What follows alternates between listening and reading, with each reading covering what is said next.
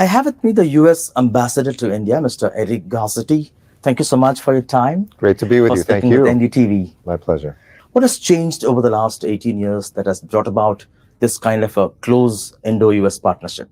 So much has changed. I think our friendship has deepened. Our partnership now covers much more.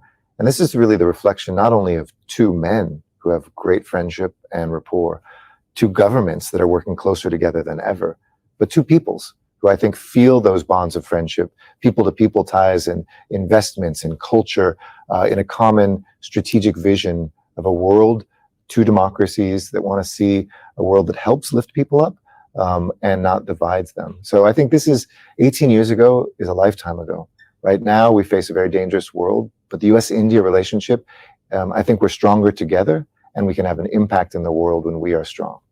Anything on the Biden-Modi chemistry? It's amazing. I mean, we've seen it. We've witnessed it. We just saw it in Japan. They, I think, had similar beginnings, very humble beginnings, modest men, really care about the everyday person, that working person who isn't sure whether they can pay their bills for their home, Right. who wants to put food on the table. And I think they've always connected on that front. But this will also be a celebration of the work that they lead, of two peoples that see the threats in the world, whether it's autocracy, whether it's militarism, whether it's the lack of trade. We want to see a world in which there's more trade and prosperity, where there's more peace on this planet, and where we protect the people. And I think the US and India, 1.75 billion people together are an unstoppable force. Give us a sneak peek into the key takeaways for India through this meet, maybe in areas like defense, trade, and technology. Well, I call it the 4 Ps: peace, prosperity, planet, and people. For peace, you'll see, I think, a greater defense partnership, protecting our people and our countries, deepening some of our industrial production, whether it's aircraft engines for our fighter jets, or whether it's looking at the undersea a domain awareness of understanding how we can preserve free seas and oceans, or whether it's looking at the ways that we can protect and enhance each other's defense. That's one. Prosperity, I think you'll see moves on free trade, where we see barriers come down that have been erected in past years, so we can more freely trade with each other and have more jobs on both sides of the Indo-Pacific. Planet, I think we go from the seabed all the way to the stars. Whether it's the exploration of space or work on climate change, you're going to see a number of agreements that we come together on that will enhance our ability to do that together. And then finally, people. One example will be work to shorten our visa times and to add more people so that we can process Indian visa requests, educational exchanges, cultural arts and sports programs. So the sky's the limit right now. And I think you will see in almost every category of cooperation, the US and India are deepening this relationship. Armed drones? We may see, obviously being able to have eyes over the ocean to protect it. We've seen the Indian Navy testing ones that have been very successful, American manufactured. And long term, we want to see the ability of India to produce here. This isn't just about selling things to India. This isn't about the money. This is about the prestige of being able to say that we together are protecting the world. Is there a shift in the US's policy on Kashmir from your earlier offer for mediation to now what would many call it as a hands-off policy? I know there was some work that President Trump said, but it's really been the consistent policy for 30 years that this is for the parties involved to directly resolve. This isn't for us to tell India or us to tell Pakistan what to do. That's something that has to come from those who are there on both sides of the border and on the border. And that remains our consistent position. Right.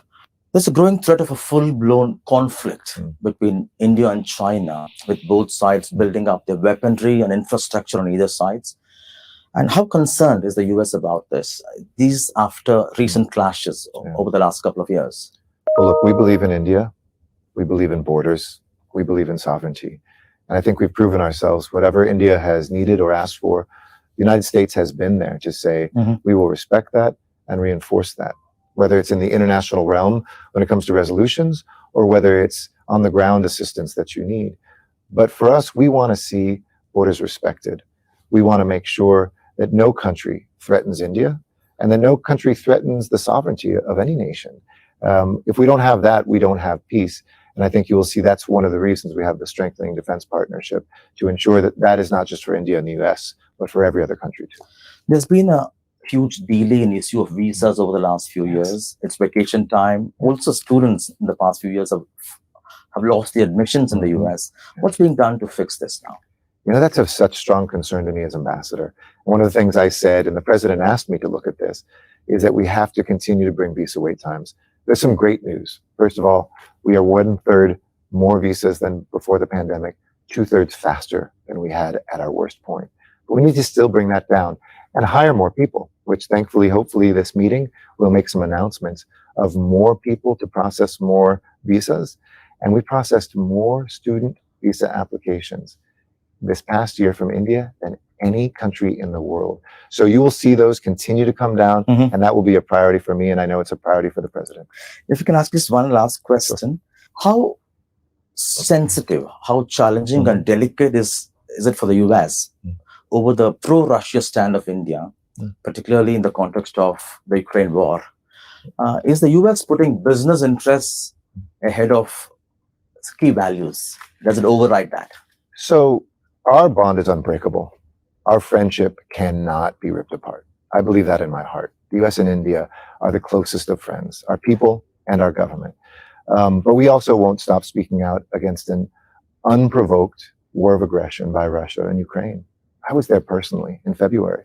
I talked to mothers who lost their parents in a peaceful building when a missile ripped it apart and took their lives. A mother who's away from her children because she had to send them out of the country to protect them and is separated from a 5-year-old. Let's remember, this is about sovereignty and borders, something I know India and Indians respect.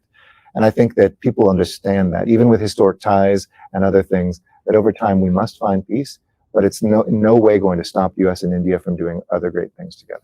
Lovely watching you play the piano. What are the 3 top places you plan to visit in India now? I don't know. I love being in the South. I always feel at home here in the South. It's an amazing place, a great food.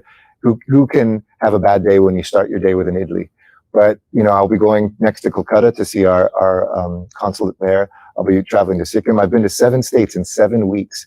So if you're watching anywhere in India, stay tuned. I might be coming to your state and your town very soon. Thank you so much, Ambassador Eric Garcetti, for your time. And we wish you a very exciting and fruitful tenure in India. It's going to be a great chapter. Thank you.